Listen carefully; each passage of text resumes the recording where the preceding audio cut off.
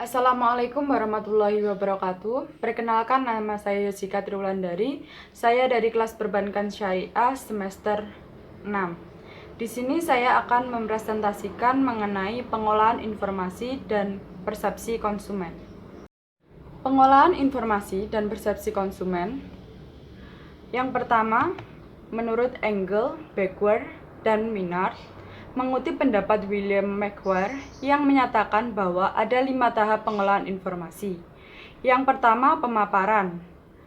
Pemaparan adalah stimulus yang menyebabkan konsumen menyadari stimulus tersebut melalui panca inderanya. Dan yang kedua, perhatian.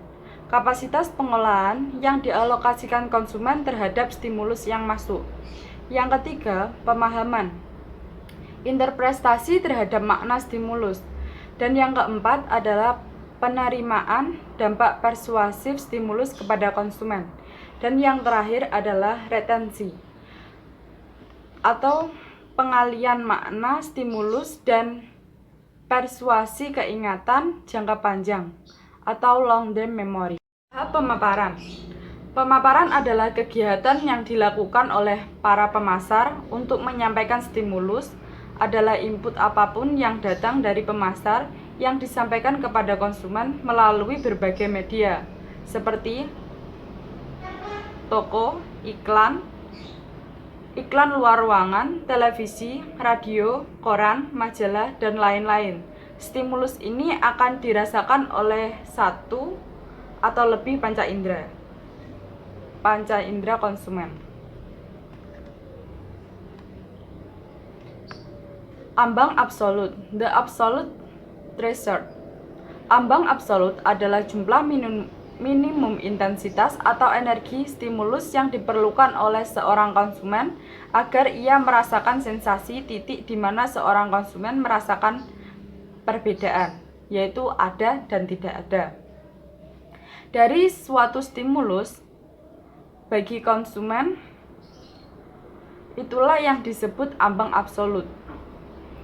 Contohnya konsumen memiliki kebiasaan melakukan zipping, yaitu mengubah-ubah saluran menonton televisi. Ambang berbeda, the differential threshold. Batas perbedaan terkecil yang dapat dirasakan adalah dua stimulus yang mirip disebut sebagai ambang berbeda. Tahap stimulus memiliki 2 poin. Yang pertama adalah produsen memaparkan stimulus kepada konsumen, dan yang kedua proses pengolahan informasi adalah perhatian. Tahap kedua adalah perhatian. Perhatian adalah proses pengolahan informasi yang tidak semua stimulus yang dipaparkan dan diterima konsumen akan memperoleh perhatian dan berlanjut dengan pengolahan stimulus tersebut. Hal ini terjadi karena konsumen memiliki keterbatasan sumber daya kognitif untuk mengolah semua informasi yang diterimanya.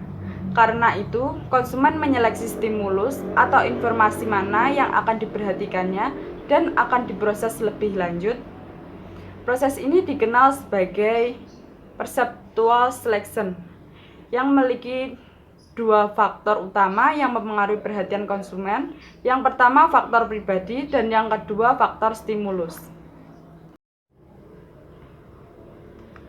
Tahap stimulus. Yang pertama, produsen memaparkan stimulus kepada konsumen, dan yang kedua, proses pengolahan informasi adalah perhatian. Pengertian. Tidak semua stimulus yang dipaparkan akan diterima konsumen dan akan memperoleh perhatian dan berlanjut dengan pengolahan stimulus tersebut. Hal ini terjadi karena konsumen memiliki keterbatasan sumber daya kognitif untuk mengolah semua informasi yang diterimanya. Produsen menginginkan bahwa stimulus yang dipaparkan dapat diterima oleh konsumen dengan baik agar mereka membaca, melihat, dan mendengarkan apa yang dikomunikasikan oleh pemasarnya. Faktor pribadi. Faktor pribadi adalah karakteristik konsumen yang muncul dari dalam diri konsumen.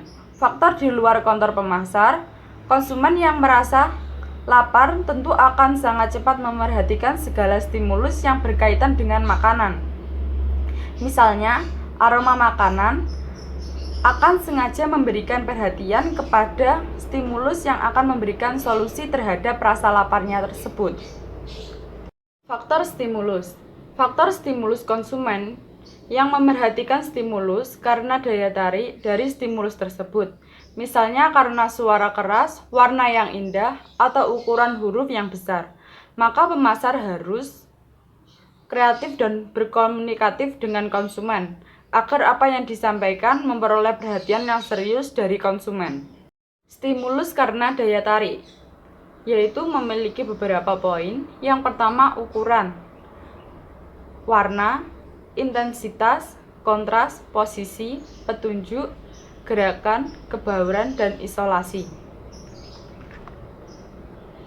Tahap ketiga, pemahaman. Pemahaman adalah usaha konsumen untuk mengartikan atau menginterpretasikan stimulus.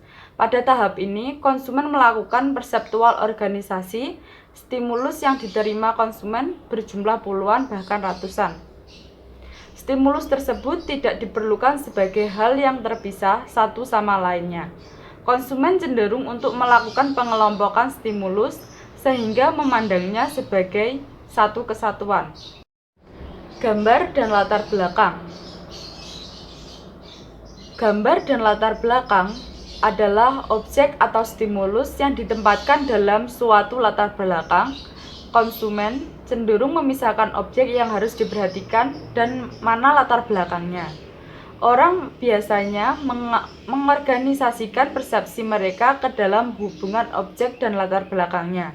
Objek yang terlihat kontras dengan latar belakangnya akan lebih menarik perhatian konsumen. Konsep ini diperhatikan oleh para pemasar dan merancang komunikasi visual seperti iklan, media cetak, dan televisi. Pengelompokan atau grouping adalah stimulus yang membentuk kesatuan arti.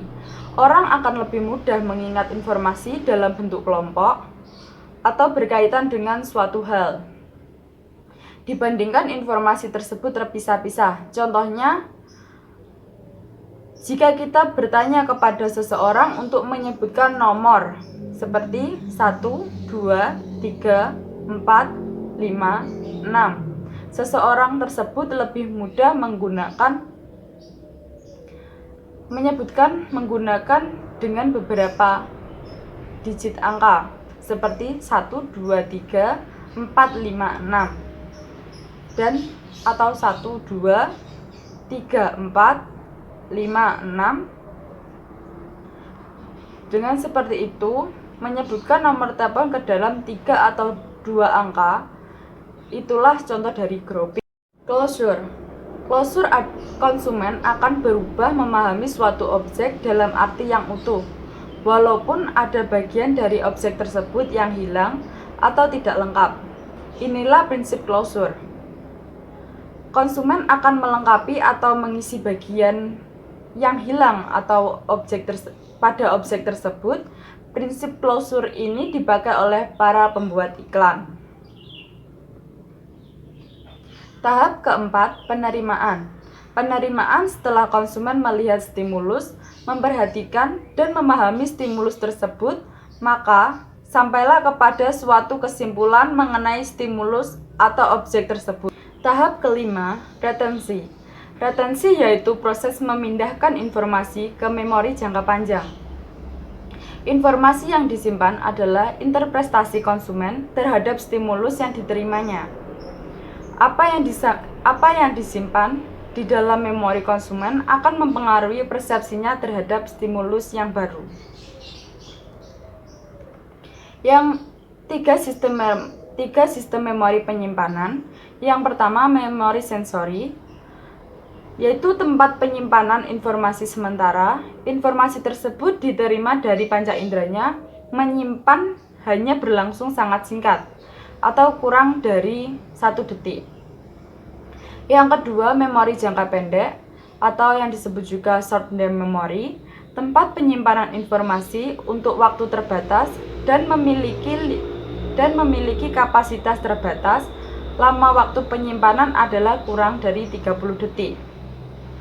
Yang ketiga adalah memori jangka panjang atau long term memory, tempat penyimpanan informasi dalam jangka waktu yang lama dan memiliki kapasitas yang tidak terbatas. Penyimpanan semua pengetahuan secara permanen. Memori jangka panjang memiliki 2 poin penting. Yang pertama, rehearsal dan encoding. Rehearsal adalah kegiatan mental konsumen untuk mengingat-ingat informasi yang diterimanya dan menghubungkannya dengan informasi yang sudah tersimpan di memorinya. Dan yang kedua adalah encoding, adalah proses untuk menyeleksi sebuah kata-kata atau gambaran untuk menyatakan suatu persepsi terhadap sebuah objek. Contohnya seperti McDonald menggunakan simbol M untuk membantu konsumen bisa mengkode merek McDonald. Yang terakhir adalah mengingat kembali. Mengingat kembali atau retrieval sebagai konsumen menyimpan informasi di dalam long term memory. Maka suatu saat ia akan memanggil kembali untuk mengingat informasi tersebut untuk dipakai sebagai pertimbangan dalam mengambil keputusan tersebut. Sekian presentasi dari saya, kurang lebihnya saya mohon maaf. Wassalamualaikum warahmatullahi wabarakatuh.